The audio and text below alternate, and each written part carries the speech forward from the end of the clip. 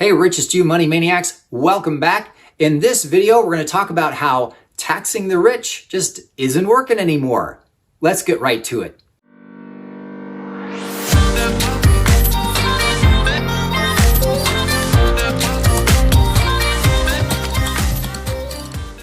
Hey, Richest, you money maniacs, welcome back. Tom coming at you.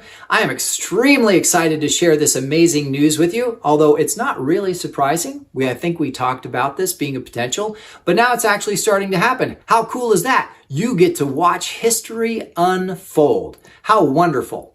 So what I'm talking about is an article that we found online about how in the UK, it's being suggested by a think tank. It's always from these think tanks, isn't it? It's never from anyone that actually does anything. It's never from a business owner, right? Somebody who's been successful, like a billionaire. It's always some academic who sits in a room and smokes a lot of pot and thinks. Okay, so this think tank came up with the brilliant idea to tax anyone in the UK who makes £19,500 per year to help pay for all the damage the pandemic is causing. So after the pandemic is over, they're going to increase the taxes on people who are making about $40,000 a year equivalent in the UK to pay for the damage that the pandemic did, or the politicians who locked all that stuff down and destroyed homes and destroyed businesses across the entire country. So now the people who destroyed their own economy, their leaders, are now going to destroy people's income when they're just trying to dig themselves out of the hole of losing everything that they had in the first place. They've already lost their businesses. If they have any income left over, now they're going to tax them so hard that there's not going to be anything left for them to pay for food. So then, of course, they'll have to enter into homeless shelters and food banks every day. Oh, joy. This is just... I guess, you know what? Don't look for the logic. Look for the gold. Here's the gold. That it's probably coming to the U.S. too. Get ready, United States. Woohoo! Screw taxing the rich because they're leaving. And they're taking all their money and businesses with them. All that's left is anyone who makes $40,000 or up. Oh, well, anybody who makes under $40,000 is so poor that they can't be taxed anyway. Well, but they'll find a way to tax them too. I mean, they do already through inflation. So really, that's what we're talking about. All right, so let's get to this article. I want to share this with you because it's just kind of sick and funny at the same time. It's only funny because if you don't laugh, you're going to really get angry. So here's the article. The article comes from news.sky.com, and it's entitled, COVID-19, whoa! Those earning above £19,500 should pay more tax after pandemic to help fix UK finances, says think tank. I just want to comment there really quickly. The UK has an exorbitant amount of taxes already, way more than the US. And yet, they're not able to be healthy? What makes any one of these think tank geniuses think that the UK government will actually finally use the money the right way? Suddenly that by taxing people in a lower income bracket, the politicians and elected officials will be more fiscally responsible? That's like asking Biden to not wear a mask. Oh, I kill myself. Okay, let's get back to the article. People earning more than £19,500 a year would pay more under a $40 billion tax hike plan to boost the public finances in the wake of the COVID-19 crisis, which the government caused. The Resolution Foundation makes the case for a range of tax changes by the middle of the decade to avoid a return to austerity and tackle the record peacetime borrowing demanded by the government's response to coronavirus. Look, they even admitted it right there in the article, that the government was the one who's been doing all the spending, right? The coronavirus didn't cause this. The public didn't cause this. It was the government's lockdowns and then outrageous spending. Sound familiar, United States of America? That's exactly what's happening here. What do you think they're going to do? Same thing. The latest official figures show £208 billion was borrowed by the Treasury in the first 6 months of the current fiscal year alone, $175 billion up on the same period in 2019. That's nothing. We're up to $27 trillion in the United States. Although the US dollar is losing value so fast, who can say that that's actually worth anything? Maybe that's only worth £1 now. Well, you never know. The think tank recommended a health and social care levy, a 4% tax on all incomes over £12,500, which would be offset by a 3% cut to employee national insurance and the abolition of Class 2 national insurance contributions for the self-employed. So they went from 19.5 to 12.5. They didn't finish the article, and it's already going lower and lower.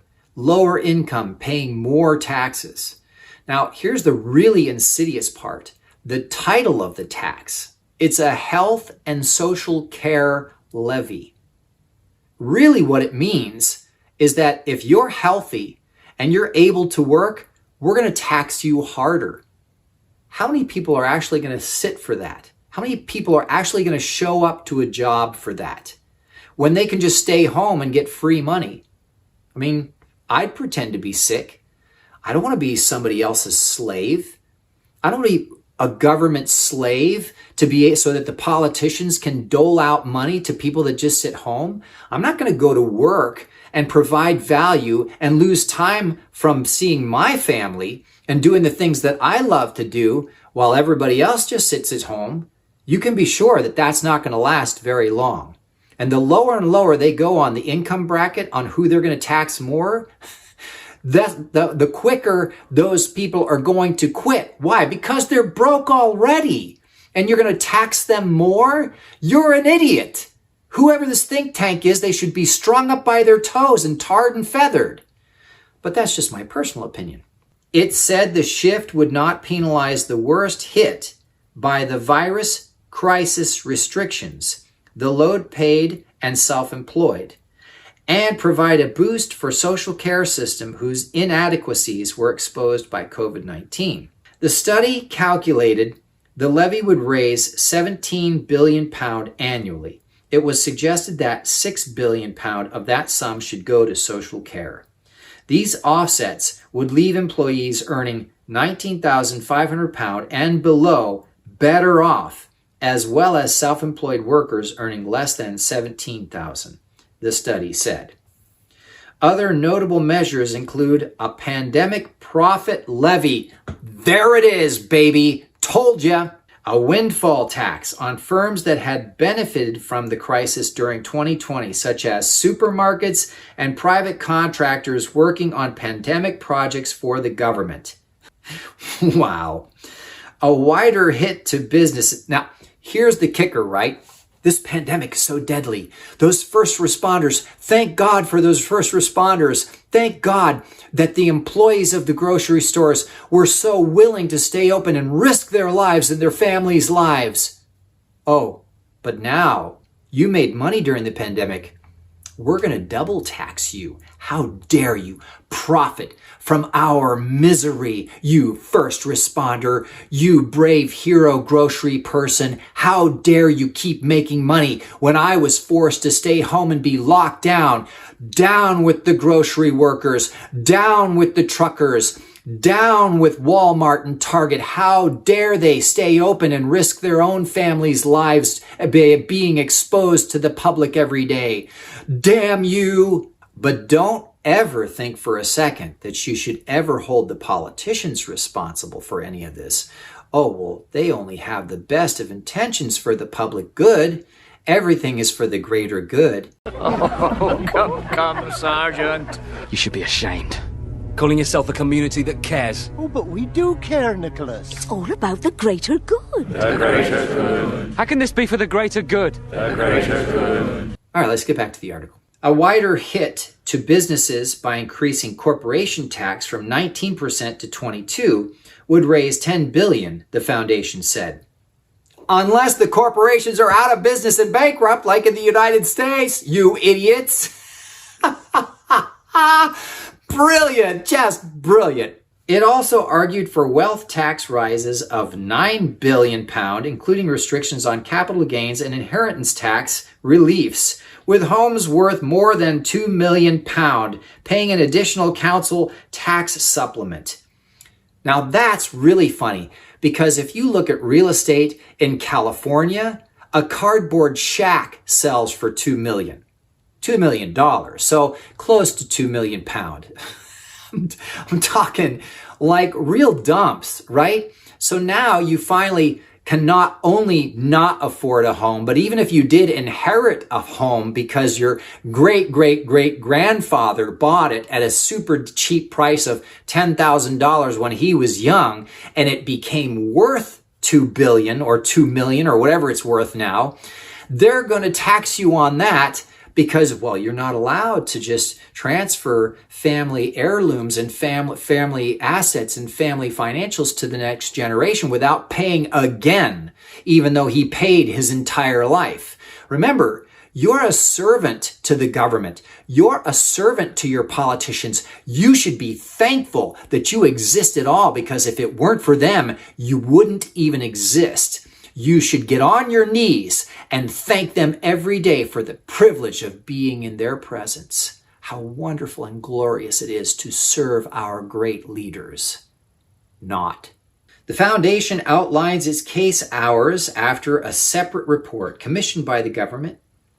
The government paid for it. Isn't that convenient? Well, if you were being paid to write a report like this, what kind of report would you write? I would write the report the guy who's given me a check wants. Yeah, I'd do that. So, to finish the sentence, the foundation outlined its case hours after a separate report commissioned by the government, hint, pushed for a shakeup of capital gains tax that would target second homeowners and tax avoidance. There is no tax avoidance. It's called inflation. Taxation without representation, you morons. I hope they paid you enough money, because you should not be sleeping well at night. You should know that you've put your very soul at risk by writing this report. The Office for Tax Simplification recommended changes that it said could raise up to $14 billion annually if rates were brought into line with those for income tax. Income tax, remember income tax, slavery, right? If your labor is taxed, if you work 1 second of your year for somebody else, government or otherwise, you are a slave. You are a financial slave. Chancellor Rishi Sunak is keen, ooh, good word, he's excited, ooh, makes his nipples hard, to start balancing the books in the medium term, warning of hard choices ahead, but has effectively ruled out widespread hikes next year as the government has retained its commitment to supporting the economy and jobs. You know, they always say hard times ahead, but they're never talking about themselves, because politicians actually live very comfortably, especially in the United States. I mean, here they write laws for everybody else that don't even apply to them. How about that for a thought? Resolution Foundation Research Director James Smith said, "All praise the James Smith. All praise the James Smith. The Chancellor should combine tried and tested revenue raisers with major reform of wealth taxation and a new health and social care levy." Boy, he sounds really smart. Maybe I should believe what he's saying. This would ensure that post-COVID tax rises reflect the very uneven nature of this crisis, but also play a part in building a better country afterwards. A better country afterwards. Boy, you can't write better propaganda than that. I mean, it just makes you all warm and fuzzy to think about the future being better with higher taxes. God bless that thought. God bless James Smith, wherever you are, sir. You have such a wonderful heart. We're talking canonization. You should be a saint. In fact, you have to die to be a saint, but you should be a saint. I'm just saying. So think about that for a second, right? If that's what's happening in the UK, how long before it comes here to the United States? Well, actually, it's already here. Now, what does this have to do with mastering your own finances? It means that everything I've been saying for as long as I've been making these videos is coming true, has come true, is already true. They are raising taxes. Get your money out of stocks, put it into gold and silver and into laser funds, indexed universal life insurance policies. If you don't know what that is, for the love of God, go educate yourself because you're going to need it. It's tax-free, it's legal, it's not a loophole, it's actually code in the IRS that's in the IRS code book that's been there for 100 years. And you know what? Politicians use them, banks use them, insurance companies use them, large corporations use them, Disney used them to build Disney World. So I'm saying, you have the opportunity here, you have the red flag, you have the warning, it's coming. The UK is saying, and I've been saying, and the Office of General Accountability for the United States government has been saying, even before the pandemic, the only way we can maintain this spending is to raise taxes by 50 to 60%. That was before COVID. That was before $27 trillion in spending. There's more coming. Are you going to be a financial slave? Or are you going to use the system to your advantage? Are you going to leverage yourself and save your family from ruin? Because that's what's coming. That's what these people want. When you destroy the middle class, the people with enough to not be told what to do, they don't need to listen to you. They are the middle class and they have enough that they don't need to listen to you. But they're not super wealthy. So they're not a threat politically unless they move in mass. So to destroy that middle class and to tax them so hard that they become poverty level, even though they're making middle class money. See, that's the real kicker, right? All these fake currencies, the pound, the yen, the franc, the US dollar, the yuan, everything, they're all fake. And they're constantly losing value. So even though you're maybe finally getting that raise and finally getting that promotion, it buys less. So you still live in poverty. That's just the way it works. But that's what they want. So that even though maybe you got a really great job, maybe you went to college and now you're just trying to pay down your college debt, but your money doesn't buy as much. And so you're not really living comfortably. You're actually kind of lower income. And then on top of it, because they call you higher income, you're too much. You're making too much. You're too comfortable. You're actually warm at night. You have running water. That makes you part of the rich. And so we need to tax you more because that's not fair to the rest who are completely broke out on the street and doing nothing, or sitting at home doing nothing and getting universal base income, right? It's not fair that you have a little bit more than them and they don't. So we're going to take that from you. See, when you destroy that middle class, right, then they don't ever have to worry about losing their position of power as the political elite. It's brilliant. I mean, if you want to be the ruler of the world, that's the way to do it. If you want to be a dictator, that's the way to do it. If you want to make sure that there is class separation between the monarchy and the serfs, yeah, that's the way you do it. You get rid of the middle class. And remember, the middle class was something that only recently popped up in the United States. That is not a normal thing in history. And now it's being devastated. So protect yourself, protect your family. Look for every legal tax haven you can find. And if anybody accuses you of being greedy because you're trying to protect your money, Either A, just walk away and let them follow their journey and into rack and ruin and just let them cry and complain on their own. Don't listen to them. Or number two, I would smack them upside the head and then walk away. But that's up to you. I don't want to advocate violence. The idea here is don't listen to them, because misery loves company and they will do everything they can to justify their own decisions and drag you down. Money maniacs don't fall for that. Money maniacs rise above it, and they find ways to leverage the circumstance to be able to take advantage of it for themselves and their family. And then they provide an excellent model for the rest of the world to follow. All right, everybody, I hope that this video was helpful. If it was, please do us a favor and give a thumbs up. Even better, if you haven't already, make sure you subscribe to the channel. We would appreciate it. And if you have anything that you want to say about it, I would love to hear it in the comments. I love the conversations I've been getting lately. A lot of really smart people out there. All right, everybody, we'll see you next time.